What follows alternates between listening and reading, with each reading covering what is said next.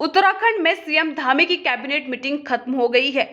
इस मीटिंग में 7 बड़े फैसले लिए गए हैं। आपको बता दें कि सबसे बड़ी खबर अंत्योदय राशन कार्ड धारकों के लिए है।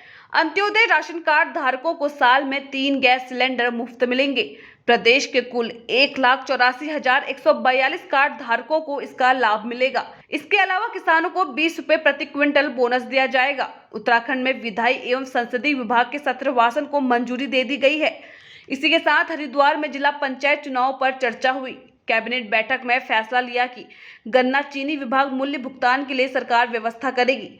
पशुपालन विभाग के कर्मचारी को कृत्रिम गर्भाधान के लिए पूर्व की भांति मैदान में 40 और पहाड़ में 50 उपकरण दिए जाएंगे।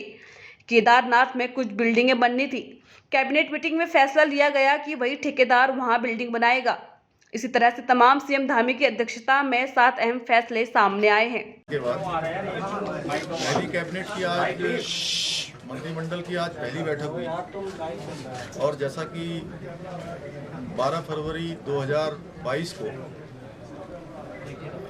मैंने और मेरी पार्टी ने उत्तराखंड की देवतुल्य जनता के समक्ष ये हमने संकल्प लिया था कि हमारी नई सरकार के गठन होते ही हम यूनिफॉर्म सिविल कोड उत्तराखंड के अंदर लेकर आएंगे। और उसके पीछे हमने कहा था कि हमारा राज्य हिमालय का राज्य है, गंगा का राज्य है, अध्यात्म और धार्मिक केंद्र बिंदु हमारा राज्य है।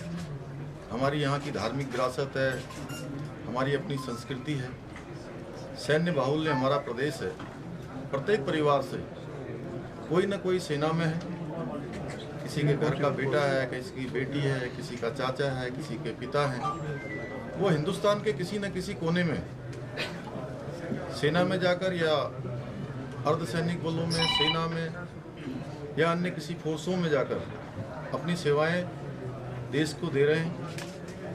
वहीं हमारा राज्य दो अंतर्राष्ट्रीय सीमाओं से भी लगा हुआ है।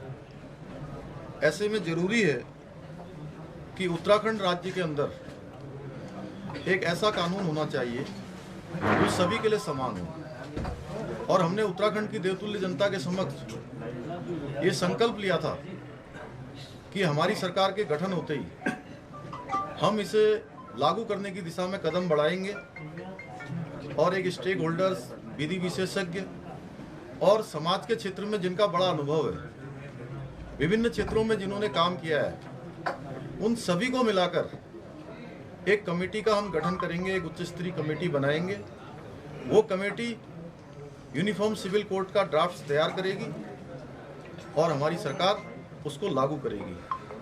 भारत के संविधान के अनुच्छेद 44 में भी राज्य सरकारों के लिए इसका प्रावधान किया गया है कि राज्य सरकारें अपने प्रदेश में इस प्रकार की व्यवस्था को लागू कर सकती हैं और केंद्र को प्रस्ताव भेज सकती हैं। साथ ही बीच बीच में माननीय उच्चतम न्यायालय के द्वारा भी इस पर लगातार नाराजगी व्यक्त की गई थी कि यूनिफॉर्म सिविल कोड लागू नहीं हो पा रहा है।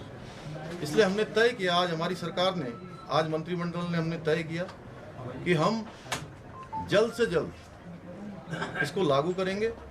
और आज मंत्रिमंडल ने हमने सर्वसम्मति से प्रस्ताव ये पारित कर दिया है